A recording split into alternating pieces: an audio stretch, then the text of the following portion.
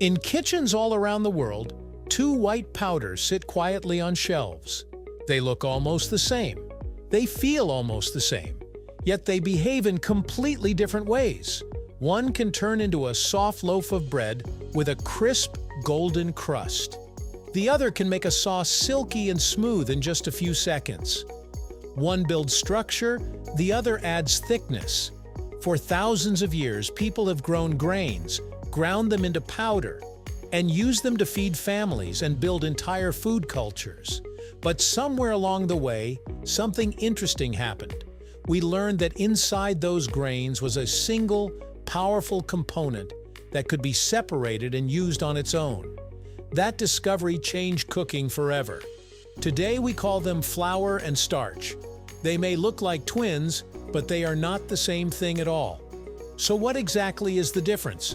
And why does it matter so much in everyday cooking? Let's take a closer look right here on History of Simple Things.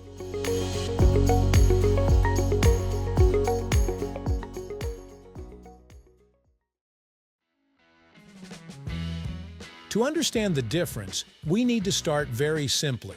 Flour is made by grinding whole grains like wheat into a fine powder. When wheat is milled, everything inside the grain is crushed together. That includes starch, protein, and small amounts of fiber and fat. Starch, on the other hand, is just one part of that grain. It is the carbohydrate portion. When starch is extracted, the other parts, especially the protein, are removed. What remains is a very fine, pure white powder. So here is the key idea. Flour is a mixture. Starch is one ingredient inside that mixture. You can think of flour as a complete package, while starch is just one specific component taken out and used by itself. That difference may seem small, but in cooking, it changes everything. Let's bring this into the kitchen. Imagine you are baking bread. You mix flour with water.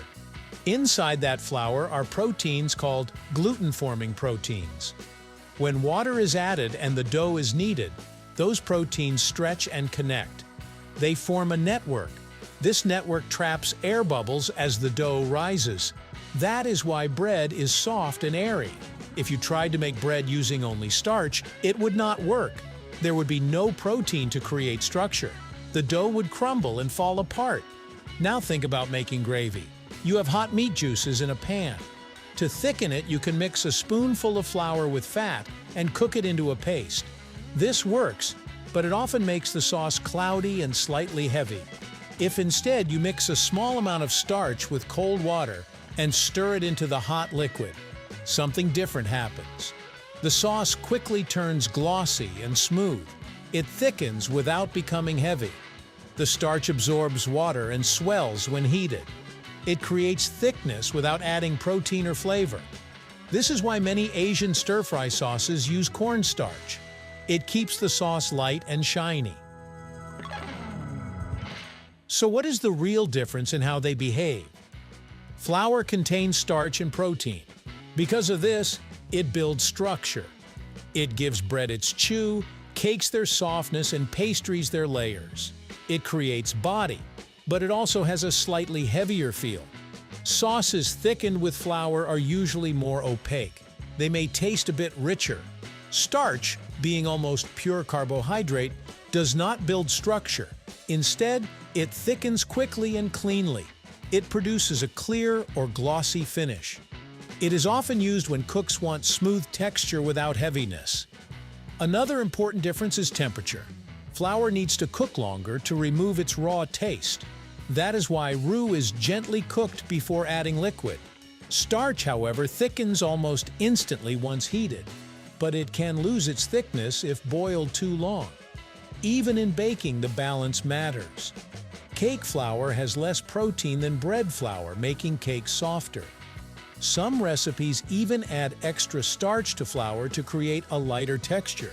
So while they look alike, their behavior is shaped by what is inside them. Now, some people believe flour and starch can always replace each other. After all, both can thicken liquids, but they do not behave the same way. If you use starch in a recipe that depends on gluten for structure, the result will collapse. If you use flour when you want a clear, glossy sauce, the result will look dull and feel heavier. They may look similar in the jar, but in the pan, they reveal their true differences. There are also many varieties of each. Flour comes in different types, such as bread flour, which has more protein for strong dough, cake flour, which has less protein for soft, tender cakes, and whole wheat flour, which includes the bran and has a denser texture. Each type changes the final result. Starch also has varieties. Cornstarch is common for thickening soups and sauces. Potato starch creates a very light, crisp coating for fried foods. Tapioca starch, made from cassava root, is used in puddings and chewy desserts. Though all are starches, their textures can vary slightly from silky to elastic. Beyond food, both flour and starch have other uses. In the past, starch was used to stiffen clothing, especially collars and cuffs. It gave fabric a crisp, formal appearance. Starch is still used today in paper production and even in some biodegradable packaging materials. Flour, in simpler times, was used to make homemade glue by mixing it with water. It has also been used in crafts and school projects for generations. These powders have quietly shaped more than just our meals. At first glance, flour and starch seem nearly identical. Two white powders, two common kitchen staples, but one is a complete grain ground into powder. The other is a single part of that grain, carefully separated. Flour gives us bread, pasta, pastries, and the comforting structure of baked goods.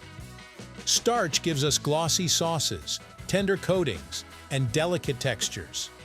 Understanding this difference is not just about cooking. It is about seeing how small changes in ingredients can lead to completely different results. Inside something simple, like a grain of wheat, there are layers of complexity. And when we learn how to separate and use those layers, we gain control, creativity, and better food. Sometimes the smallest details make the biggest difference. Thank you for watching. If you have suggestions for our next video, feel free to share them in the comments below. We'll be sure to give you an acknowledgement for your contribution. Thank you for joining us on this journey through the history of simple things. Don't forget to like, subscribe, and stay tuned for more stories woven through the smallest details.